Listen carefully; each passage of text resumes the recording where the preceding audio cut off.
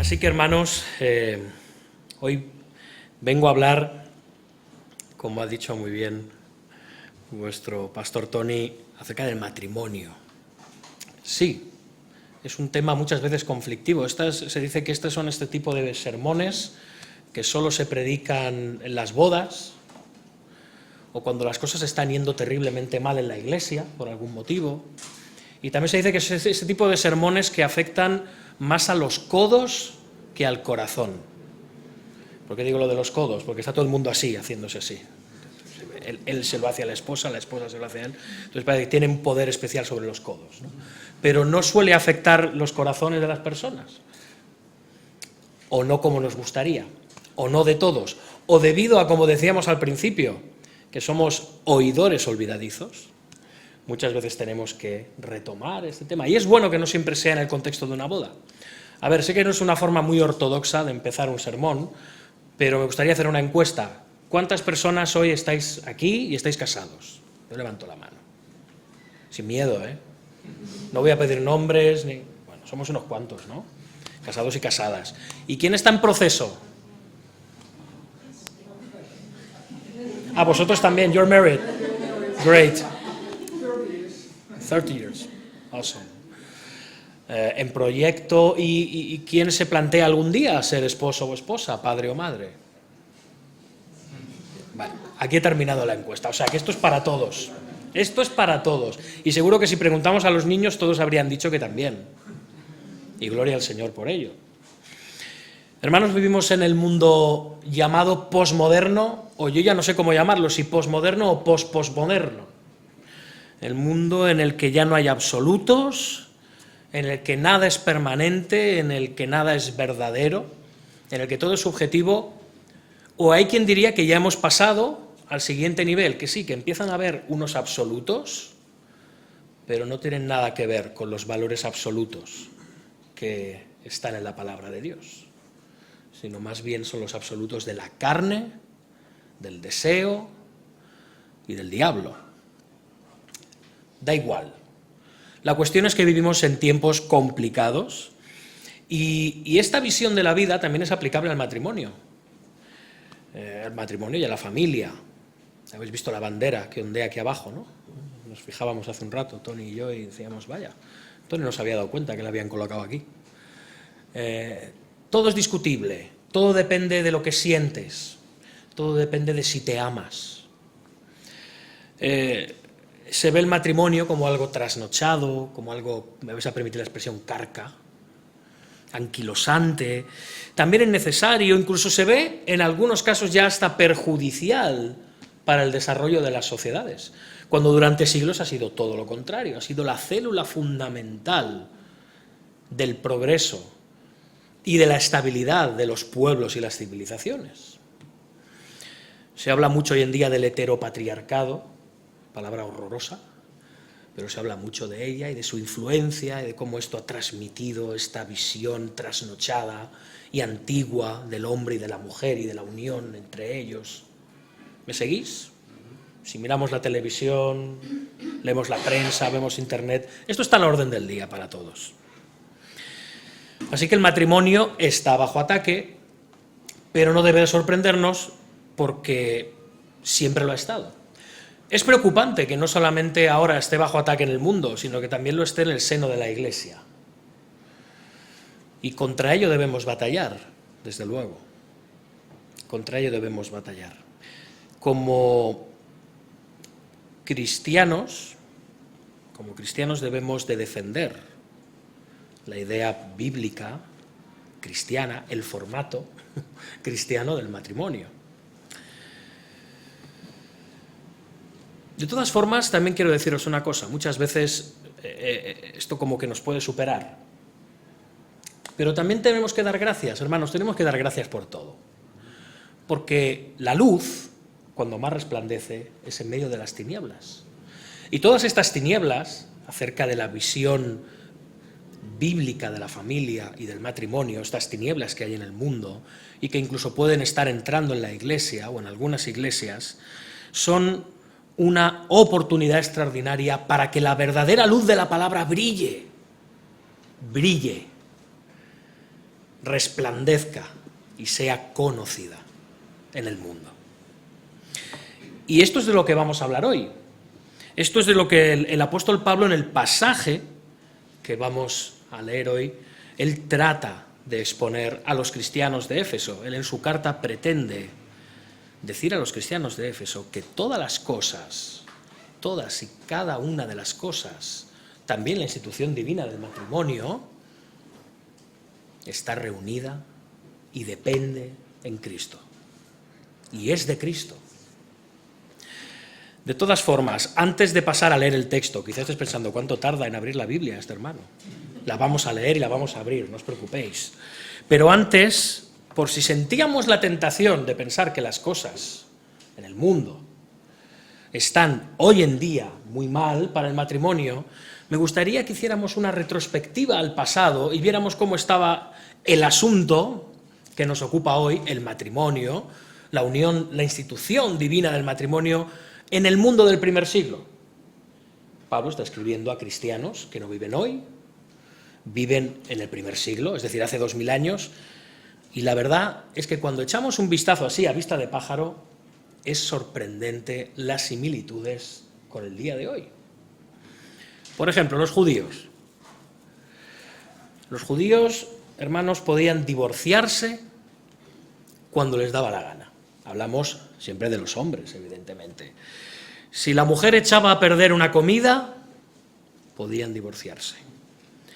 Si salía por descuido con la cabeza descubierta a la calle, podían divorciarse. Si la encontraban hablando con otro hombre en la vía pública, casado o solteros igual, podían divorciarse. Si hablaba mal de los padres del esposo, agárrate, podían divorciarse. Y también podían divorciarse si veían una mujer más guapa y hermosa que la que tenían. Tremendo. Eso sí, la mujer podía divorciarse también. También podía divorciarse, eso sí. Podía divorciarse si su esposo contraía la lepra, apostataba del judaísmo o tenía una profesión en contra de la ley, como por ejemplo el oficio de curtidor, que era una profesión que se consideraba inmunda. Fuera de ahí la mujer no podía divorciarse. ¿Bien? Este es el contexto matrimonial de parte de los judíos. Bueno, hermano, nos has hablado solo del divorcio, pues precisamente quiero que veáis lo débil que era la posibilidad de mantener una unión marital duradera. Ellos, los depositarios de la ley, aquellos que habían recibido como pueblo la revelación de Dios, tenían una visión acerca de la fidelidad y de la unión conyugal totalmente desvirtuada. Pasamos a los griegos. Los griegos, la situación era peor, porque aún en los divorcios los judíos tenían la dote que debían de devolver a la esposa. En el caso de los judíos no había procedimiento legal de divorcio, no existía de los griegos, no había procedimiento legal de divorcio. Se devolvía con suerte, pero casi nunca la dote. No había obligación legal de hacerlo. Era ahí te quedas. Ya, se acabó. Las mujeres estaban excluidas de la vida social. A las mujeres se las tenía en cuenta para gobernar la casa, para criar y educar a los hijos, pero los hombres buscaban el placer fuera, mayoritariamente en la prostitución. O sea que las mujeres estaban muy bien vistas para el honor, pero no para el placer. Esta era la situación en el mundo griego. Y pasamos a los romanos, que como siempre los superan a todos. Son magníficos los romanos. Eran el colmo. Séneca dice que las mujeres se casaban para divorciarse y se divorciaban para casarse. Juvenal, un poeta latino, habla de que una mujer había tenido 8 maridos en 5 años. El ambiente general, en las clases respetables, era el del adulterio, sistemático y continuado. Ni qué decir de las clases no respetables, podemos decir entre comillas. Así que las palabras que vamos a leer a continuación en la carta a los Efesios, Pablo las está dirigiendo a una iglesia que vive en este contexto, La colonia romana de Éfeso tenía judíos, tenía griegos, tenía romanos y de otras culturas y de otras nacionalidades, y muy posiblemente, no, seguramente todas ellas convivían y convergían en la iglesia de Éfeso. Estos eran sus antecedentes en cuanto al matrimonio. Vamos a ver lo que les dice el apóstol Pablo. Acompañadme, por favor, a Efesios, capítulo 5, y vamos a leer los versículos del 22 al 33.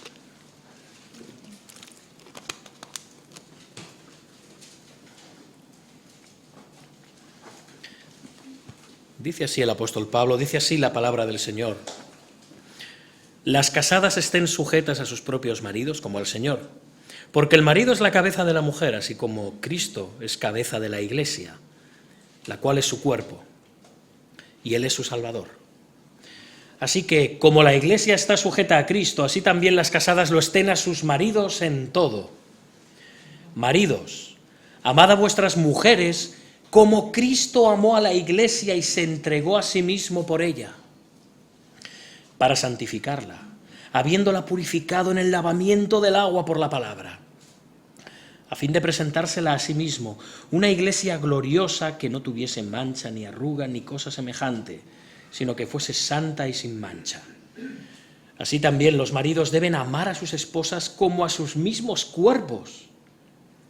El que ama a su mujer, a sí mismo se ama, porque nadie aborreció jamás a su propia carne, sino que la sustenta y la cuida, como también Cristo a la Iglesia.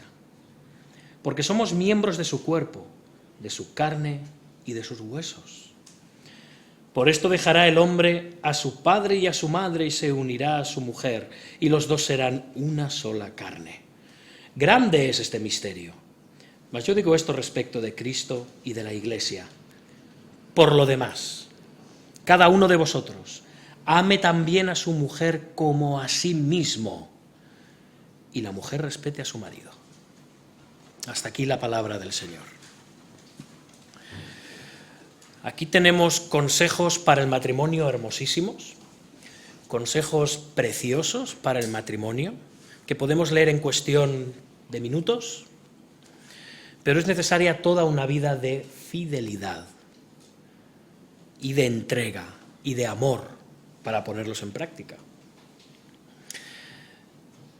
Me vais a permitir, yo creo que el corazón del pasaje, en un sentido estricto, sería el versículo 32, cuando dice el apóstol, grande es este misterio, mas yo digo esto respecto de Cristo y de la Iglesia.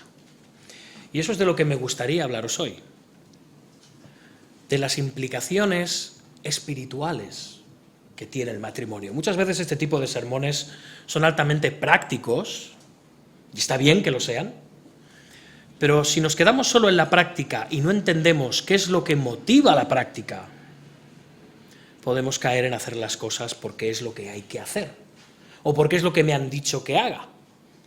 Y está bien, como cristianos tenemos la capacidad, el poder y el anhelo de hacer, y de obrar, y de obedecer lo que dice la palabra, pero también de entender por qué lo hacemos. Ese es el mejor combustible para todo aquello que hagamos en nuestra vida cristiana. Entender las implicaciones doctrinales, teológicas, cósmicas, universales y celestiales de todo aquello que estamos haciendo y viviendo y enseñando. Para Pablo, lo estamos viendo claramente, el centro del matrimonio cristiano es Cristo mismo, el mismísimo Señor, y su relación con la Iglesia, es decir, la redención del pueblo de Dios.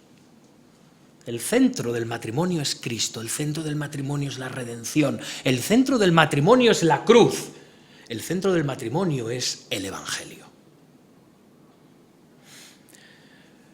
Y el propósito de Pablo, en las palabras que hemos considerado, es mostrarnos que este misterio del Evangelio ya se ha dado a conocer. Y el matrimonio lo revela perfectamente. Es como una ilustración viviente del Evangelio. Nuestros matrimonios reflejan la gloria del Evangelio. ¿Hemos pensado alguna vez en estos términos cuando estamos buscando pareja, cuando nos fijamos en una chica o en un chico y empezamos una relación, llegamos a casarnos? ¿En todo este proceso realmente tenemos esto presente? Me parece que no. No es algo que impere en todo el proceso. Ojalá fuera así, y oro porque sea así a partir de ahora en vosotros y en aquellos que estéis camino de empezar una vida en común, en el matrimonio. Pero eso es lo que quiere Pablo, reflejar, que el matrimonio refleje esta realidad del Evangelio. Es más, está diciendo que a menos que sea así, el matrimonio va a ser disfuncional. Y está escribiendo a cristianos. Está escribiendo a verdaderos cristianos. El matrimonio que no refleja la gloria del Evangelio es un matrimonio disfuncional. O un mal matrimonio. Así que, ya hemos visto, Pablo empieza hablando de las esposas, y yo voy a seguir haciendo lo mismo, ¿no? Creemos en la predicación expositiva, así que, esposas, empiezo por vosotras, porque estoy siendo expositivo, no porque seáis las primeras que tengáis que recibir ningún tipo de reprimenda. Vemos claramente que el apóstol empieza a hablar de las casadas, versículo 22. Vamos a hablar de sus responsabilidades, vamos a hablar más bien de su papel como espejos del Evangelio en el seno del matrimonio. Las casadas estén sujetas a sus propios maridos como al Señor, versículo 22. Pablo nos está diciendo claramente, sin ambajes, que el llamado de la esposa cristiana es la sumisión, el sometimiento al esposo. Uy, con poco nos gusta esto. Qué poco nos gusta esto. Y más en el mundo en el que vivimos, que todo lo que fomenta es precisamente lo contrario. Choca frontalmente con lo políticamente correcto que vemos allá afuera. Pero, hermanas, porque a vosotras me dirijo, estamos hablando de una sumisión verdadera. No la sumisión carnal que entiende el mundo, sino la verdadera sumisión cristiana. Una sumisión gozosa y voluntaria. Es una sumisión gozosa y voluntaria. Iremos viendo por qué. ¿Cuál es el motivo de la sumisión? Pues como sigue diciendo, porque el marido es cabeza de la mujer. Y aquí se habla de cabeza en el sentido de autoridad. Ser cabeza implica liderazgo.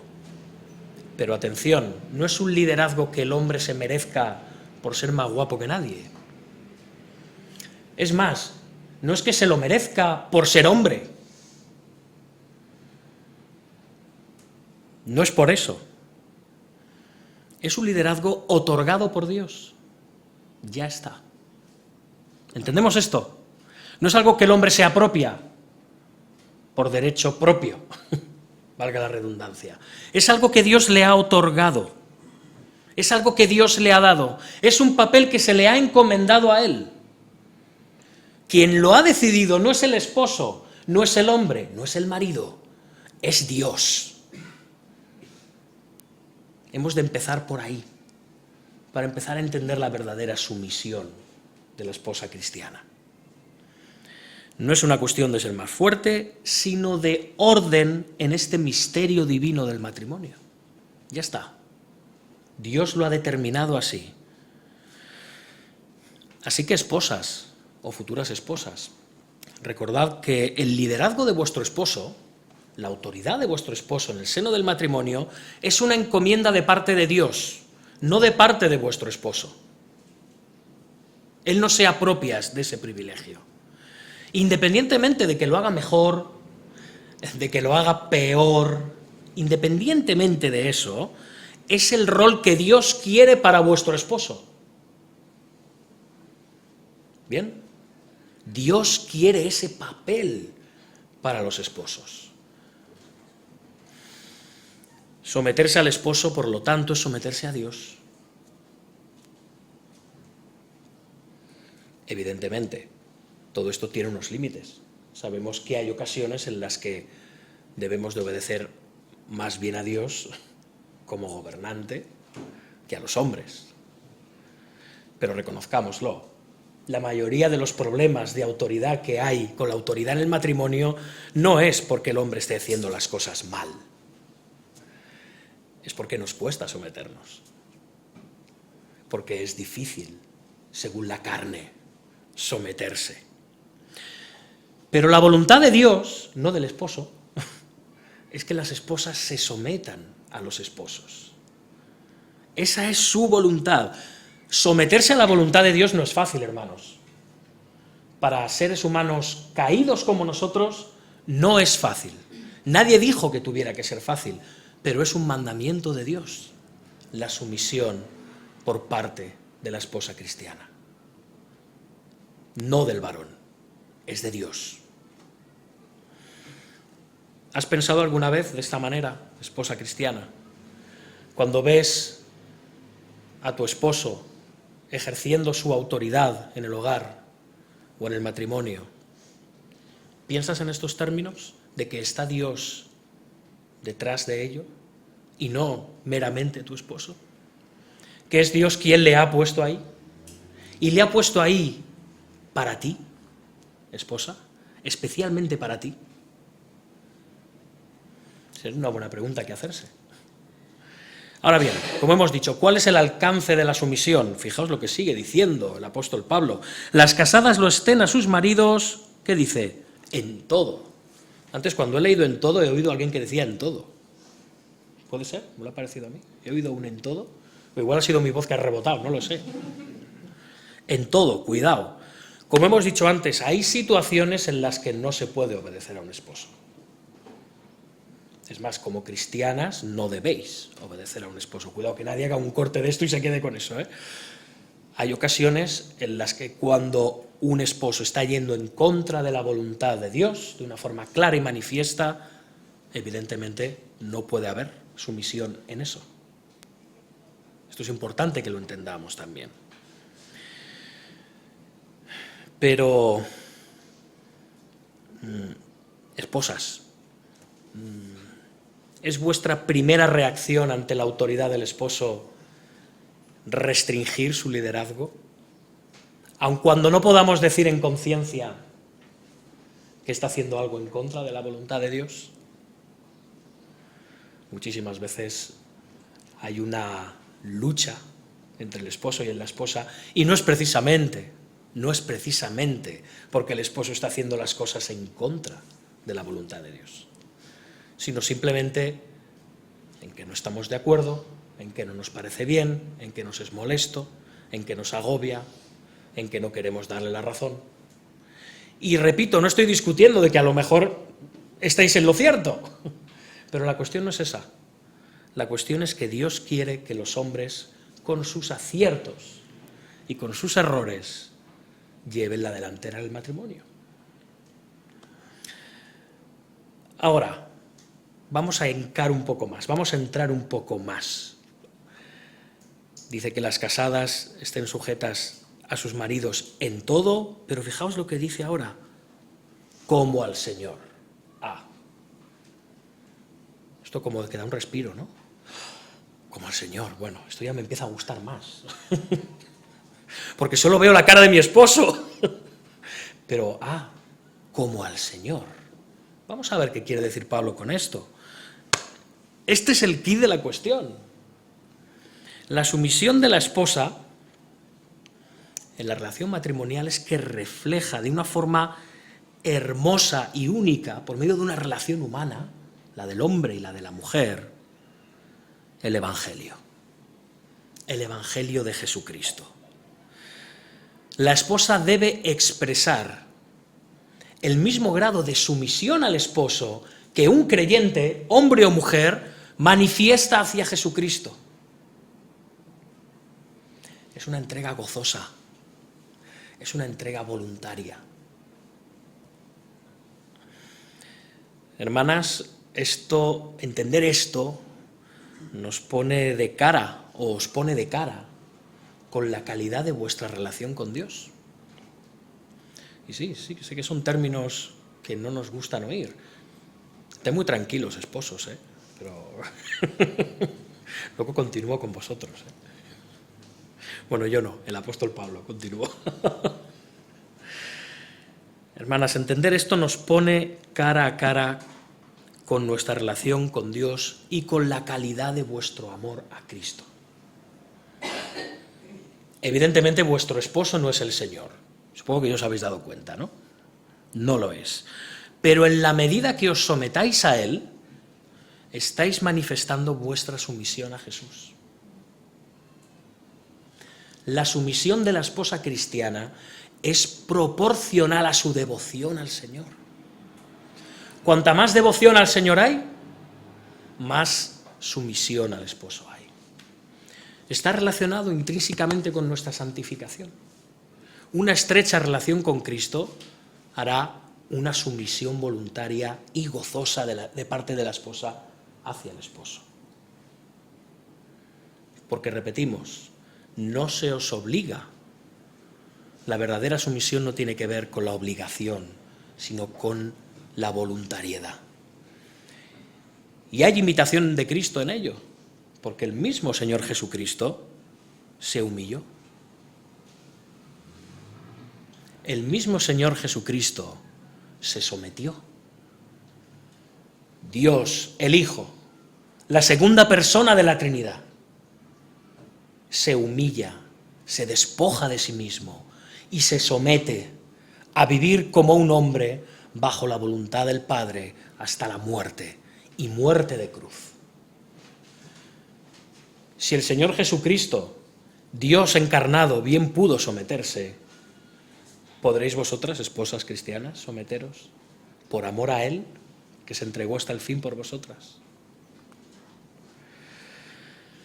Así que al final, hablamos de sumisión, pero esta sumisión no es una sumisión de un ser inferior a uno superior, repito, no se trata de eso. Es para ilustrarlo, como cuando estamos tendiendo una mano. Yo estoy tendiendo la mano para ayudar a alguien a levantarse, pero ¿quién da la orden? ¿La mano o el cerebro? ¿Quién? El cerebro. Pero bien, el cerebro puede dar la orden, pero si no hay mano, ¿puedo ejecutar esa acción de levantar a alguien?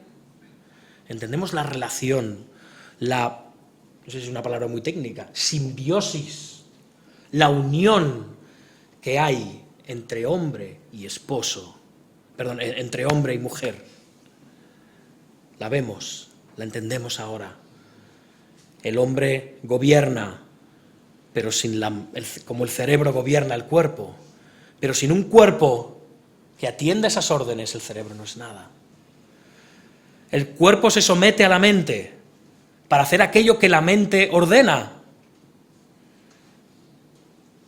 Pero el cerebro sin ese cuerpo no puede hacer absolutamente nada. Hay un trabajo común, un trabajo conjunto. Entendemos ahora lo de ser una sola carne. Así que, de nuevo, hermanas, la sumisión al esposo no está libre de la influencia del pecado. Es difícil, pero es un hermoso reto para vosotras. Es un hermoso reto y un gran privilegio. Así que, esposas cristianas, estas enseñanzas de Pablo no están ancladas ni en el machismo, ni en la misoginia, ni en el contexto de la época, más bien todo lo contrario. Tiene serias implicaciones teológicas. Tiene implicaciones en la creación, porque el hombre fue creado a gloria de Dios, pero la esposa fue creada a gloria del varón. Hay igualdad en la unión, pero hay diferencia en los papeles. Pero también tiene que ver con la caída, porque Satanás distorsionó el papel de la mujer como ayudante de Dios. Ella decidió escuchar a la serpiente y seguir sus propios impulsos antes de escuchar a su esposo, que era la autoridad que Dios había puesto en Edén. Y eso, a partir de ese momento, el pecado ocasionó esa ruptura que se perpetúa hasta ahora. Sigue existiendo la misma actitud de rebeldía, de no quererse someter la esposa al esposo, de buscar hacer las cosas a su manera y por su cuenta. Pero hermanos, hemos visto que tiene ecos en la creación, tiene ecos en la caída, pero también tiene ecos en la salvación. Esposas, en Cristo la caída ha sido revertida. Sois una nueva creación en Cristo. Cristo obedeció allí donde Adán falló. Cristo tomó el juicio que Adán merecía. Ahora, por medio de la obra interna del Espíritu Santo, en vuestro corazón, Cristo comienza a restaurar lo que fue roto y distorsionado en Edén. Se está revirtiendo aquello que ocurrió en el principio, para gloria de Dios. Así que, repito, una evidencia de tu nuevo nacimiento en Cristo, esposa cristiana, es tu sumisión a tu esposo.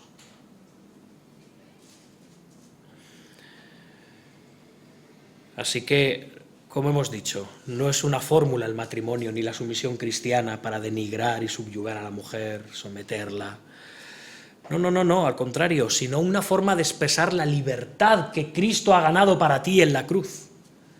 Puedes someterte voluntariamente y gozosamente a tu esposo. Antes no podías. Muerta en tus delitos y pecados, no podías. Ahora puedes. Y además es una forma maravillosa, como hemos dicho, de reflejar el poder, la belleza, la santidad y la transformación del Evangelio. Para tu familia, para tus hijos, para tus vecinos, creyentes y no creyentes. Así estamos convirtiendo el matrimonio en un arma evangelizadora potentísima, lo cual es un gozoso privilegio, pero de la misma manera, en la medida en la que tú no te sometas a la jefatura de tu esposo, estás oscureciendo la gloria del Evangelio por medio del tipo de vida que llevas. Así que es un gran reto, un gran desafío, pero también, hermanas, es un gran privilegio que se os ha encomendado a vosotras. Y hasta aquí, con las esposas. De verdad, visto lo visto, uno pudiera pensar que vaya papelón nos ha caído. Nos viene, realmente, nos toca la peor parte. Nos toca la peor parte, la más demandante dentro del vínculo del matrimonio. Suena como, a veces, como que nos oprime, no nos deja ser nosotras, no. Pero si pensamos desde una perspectiva meramente carnal, caída, podemos llegar a esta conclusión. Porque tenemos una visión caída de la sumisión y tenemos una visión caída de la jefatura. Sin embargo, ¿realmente, hermanas, creéis que quien tiene el papel más difícil en el matrimonio es la esposa? Bueno, pues vamos a seguir leyendo. Vamos al versículo 25, hermanos. Maridos, amad a vuestras mujeres, así como Cristo amó a la Iglesia y se entregó a sí mismo por ella. Vamos a volver a leerlo, por favor. Maridos, amad a vuestras mujeres, así como Cristo amó a la Iglesia y se entregó a sí mismo por ella. Maridos, amad, como Cristo amó y se entregó. Tenemos que amar como Cristo y entregarnos. Amar, mira que nos cuesta, Entregarnos también nos cuesta. Pero es que si además nos dicen que es como Cristo, amigo, ¿de qué se nos está hablando aquí? ¿Seguimos pensando que imitar a Cristo es el papel más fácil dentro del matrimonio? ¿cuál de los dos papeles reviste mayor responsabilidad? Os lo digo porque a vosotras no se os pide que améis a vuestros esposos. Como Cristo se entregó, no se os pide. Con esto no estoy diciendo que no tengáis que amar a vuestros esposos, ¿eh? Hay que amar a vuestros esposos, hermanas, y los amáis. Pero no se os está pidiendo eso. Se le está pidiendo al esposo. Y como he dicho, el problema es que hemos visto la sumisión y la autoridad en el matrimonio de maneras meramente carnales, pero Pablo está hablando en términos espirituales, enormemente espirituales. Viendo así las cosas, ¿queda alguna duda de quién tiene mayor carga y responsabilidad? Es más, ¿queda alguna duda de a quién se le van a pedir más cuentas en la unión, en el seno del matrimonio, en la unión marital? Creo que es al esposo. A quien más se le pide o a quien más se le da, más se le exigirá. Ahora bien, es un amor, hermanos, el que tenemos que ejercer, que va más allá de lo que el mundo entiende por amor. El amor que tenemos que ejercer hacia nuestras esposas no es un amor con forma de corazón, es un amor con forma de cruz.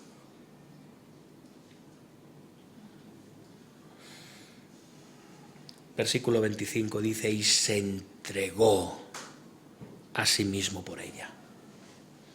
¿Dónde se entregó nuestro Señor? En la cruz, hasta el final, hasta lo sumo, hasta la muerte,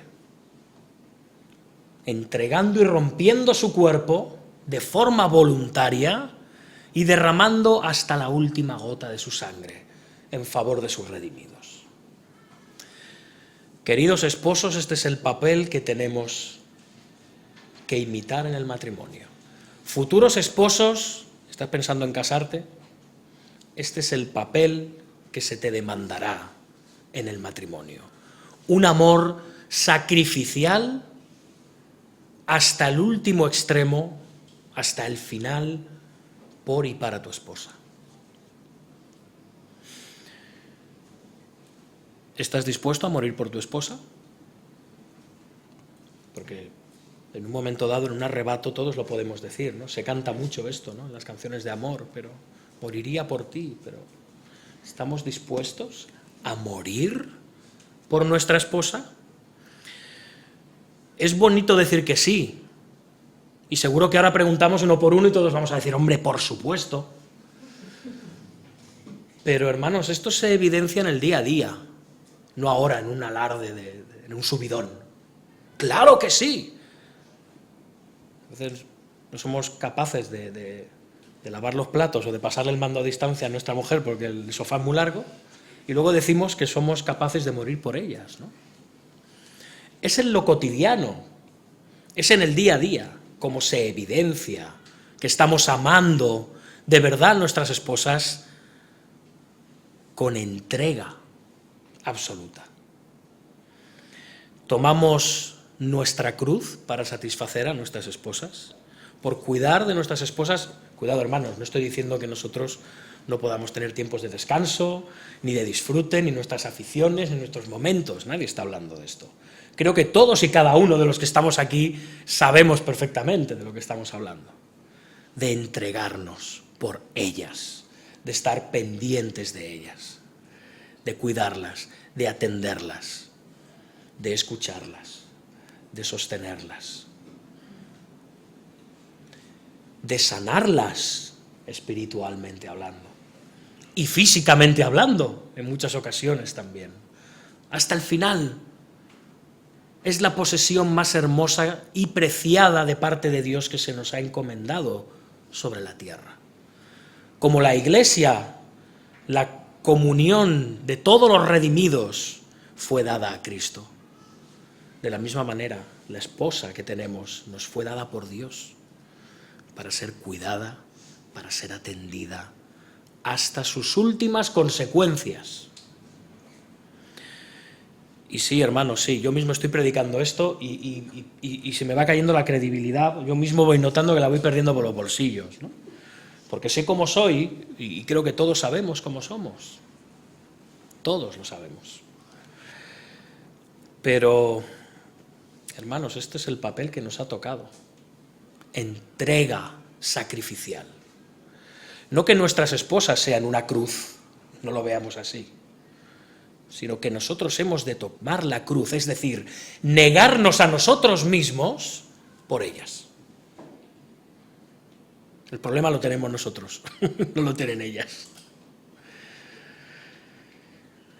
Y además es un amor, quizá alguien piense, bueno, pero yo ya estoy cumpliendo, yo trabajo, sostengo mi casa, bueno, cuido de lo que puedo de ella, mantengo el hogar en condiciones, pero es algo que va más allá y en el que lo que posiblemente más fallamos. Dice el versículo 26, fijaos, para santificarla, habiéndola purificado en el lavamiento del agua por la palabra, a fin de presentársela a sí mismo, una iglesia gloriosa, que no tuviese mancha, ni arruga, ni cosa semejante, sino que fuese santa y sin mancha. Y Pablo está diciendo esto de Cristo, pero está aplicando esto de Cristo a los esposos y a las esposas, y a la actitud de nosotros, esposos, hacia nuestras esposas. Nuestro amor ha de ser un amor que santifica. Ha de ser un amor que limpia. Ha de ser un amor que lava. Nuestra principal iglesia es nuestra esposa. Nuestra principal responsabilidad ante el Señor es nuestra esposa. Aún antes de nuestros hijos. Es nuestra esposa. Dios nos la ha entregado para que la santifiquemos, la purifiquemos, la lavemos, para que sea gloriosa, sin mancha, sin arruga ni cosa semejante, santa y sin mancha. Ha de ser un amor que santifica. Nuestro amor ha de buscar el crecimiento espiritual de nuestras mujeres. Porque si nuestra entrega incluye este sacrificio de cara a santificarlas, la sumisión de parte de nuestras esposas va a ser verdadera sumisión cristiana. Porque nuestra autoridad va a ser verdadera autoridad cristiana.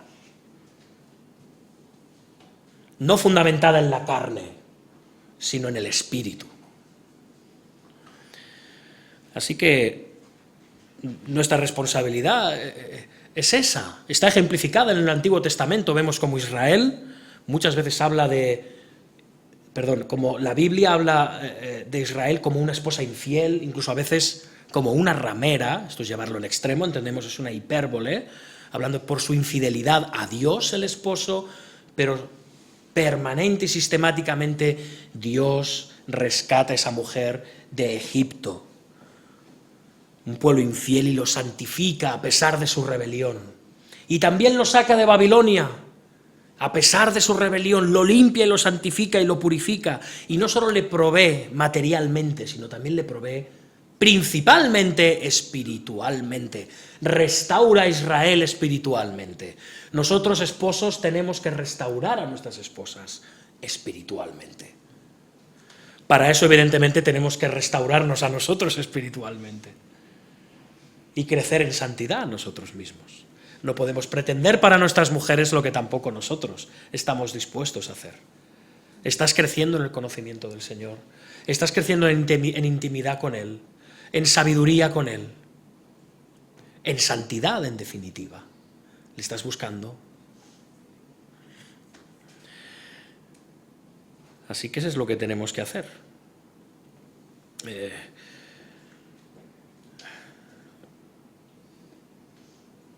Lo vemos claro esto cuando vemos las palabras del apóstol, ¿no? Aquí, cuando dice en el lavamiento del agua por la palabra.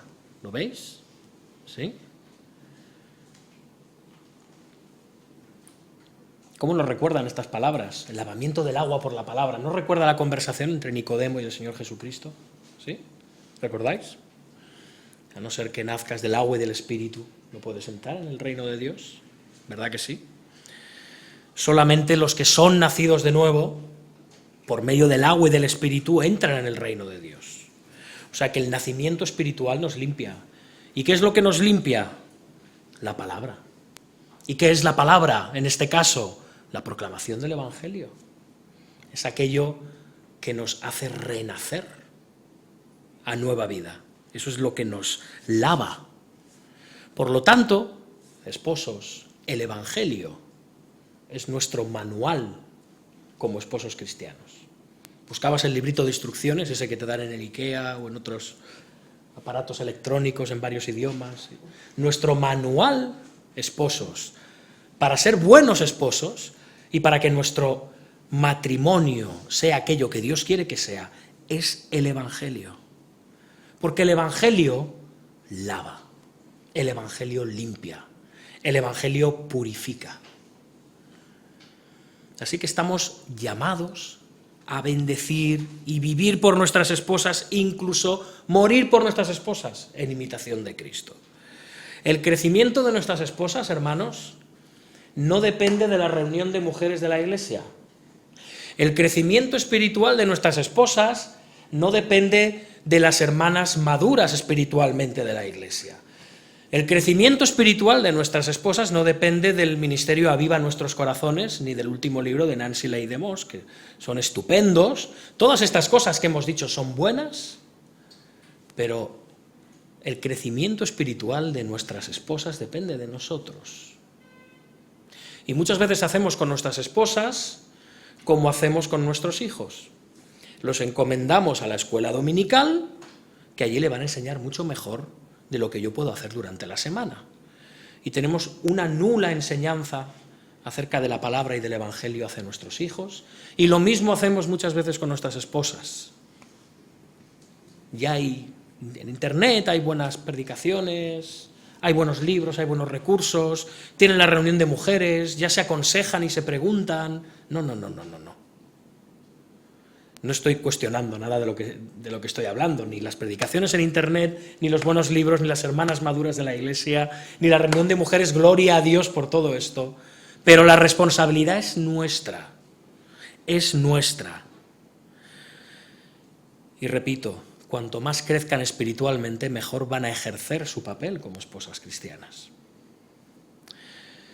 Y Pablo, casi concluyendo, nos lleva al Génesis.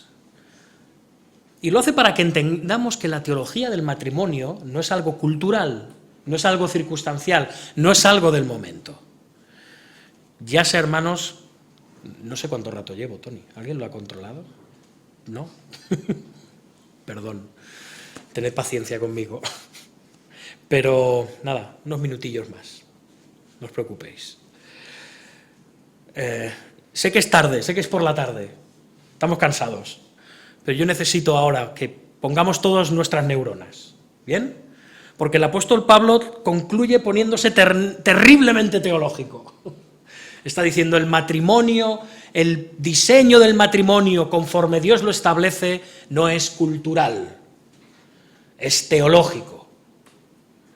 Pasa a decir, así también los maridos deben amar a sus mujeres como a sus mismos cuerpos. El que ama a su mujer a sí mismo se ama.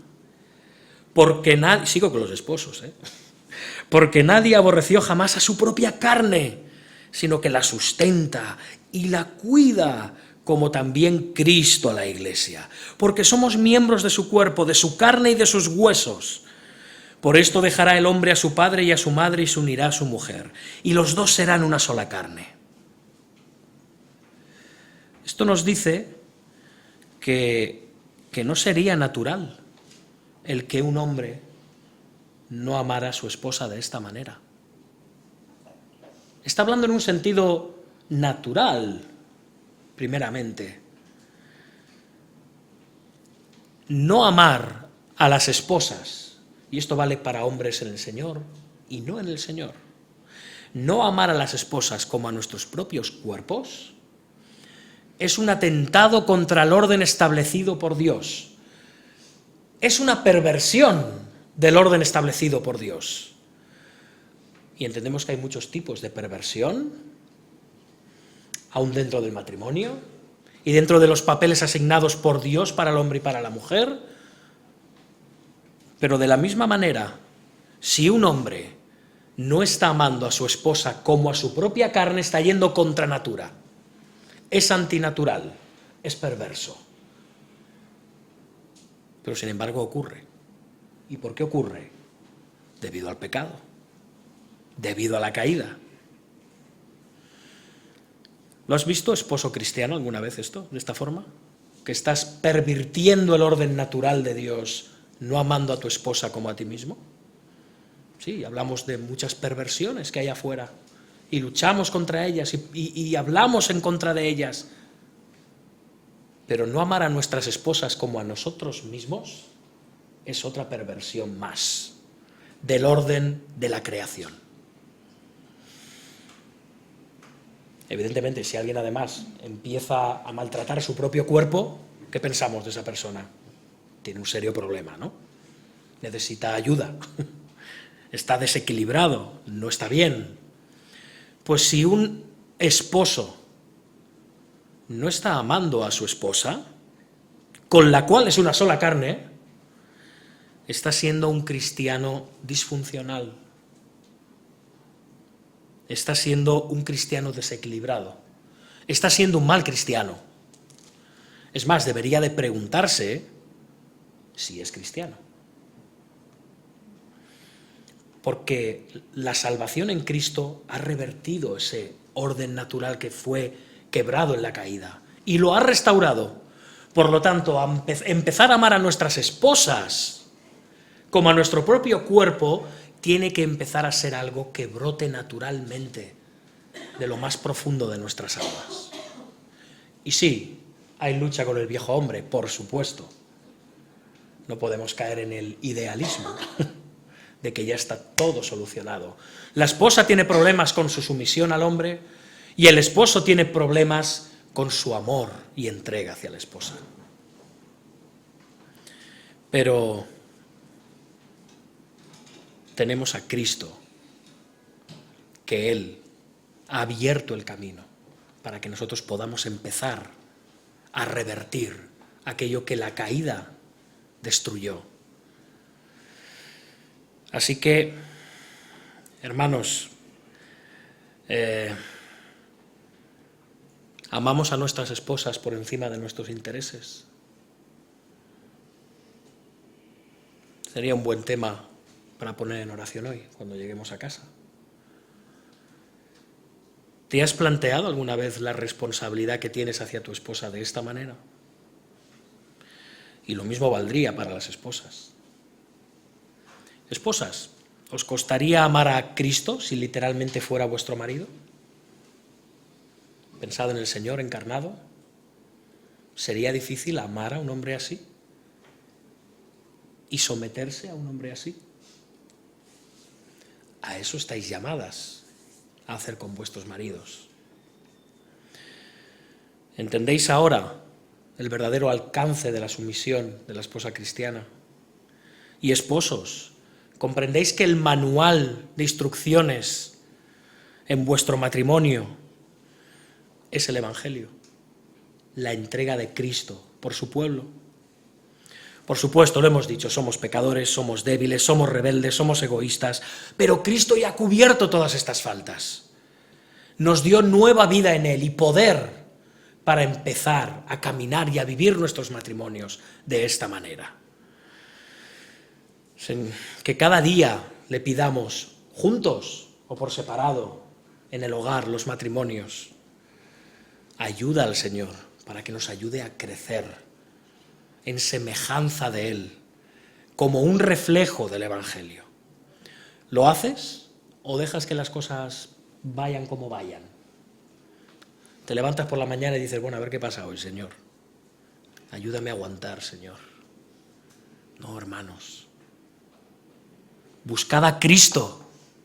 Buscad su poder, porque tenéis poder. En Él tenéis poder, no en vosotros mismos. Buscar su poder, buscad su perdón, buscar su gracia, y Él cada día hará vuestra unión más parecida a la unión que Él tiene con la Iglesia. A eso estamos llamados. Acaba Pablo en el versículo 32 diciendo: grande es este misterio, mas yo digo esto respecto de Cristo y de la Iglesia. Y sí, efectivamente. Y sigue diciendo: por lo demás, cada uno de vosotros ame también a su mujer como a sí mismo, y la mujer respete a su marido. Y es un gran misterio, y cierto que lo es, cierto que lo es. El matrimonio cristiano apunta hacia un matrimonio más grande, hacia las bodas del Cordero, hacia esas bodas a las cuales estamos todos invitados. Hacia eso apuntan. Así que pensemos en ello, en el seno de nuestro matrimonio. Somos un reflejo de esa gloria venidera. El matrimonio fue establecido en los cielos. El matrimonio de Cristo en la Iglesia fue establecido en los cielos, pero fue forjado en la tierra. Es un matrimonio que va a alcanzar su culminación en la segunda venida de nuestro Señor. Así que nuestro matrimonio está llamado a reflejar esa gloria.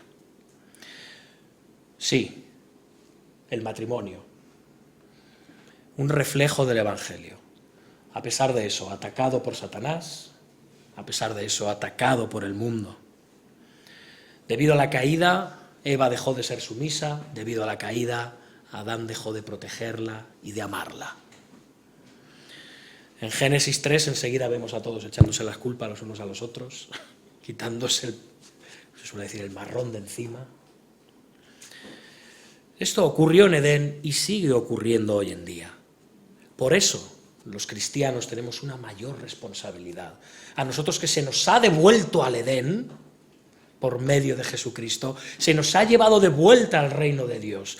Tenemos la gran responsabilidad, como una forma más de evangelizar, de mostrar al mundo cuál es la verdadera relación de Cristo con aquellos que Él ha redimido, por medio de tener matrimonios que reflejen esa realidad espiritual y eterna, que es el Evangelio.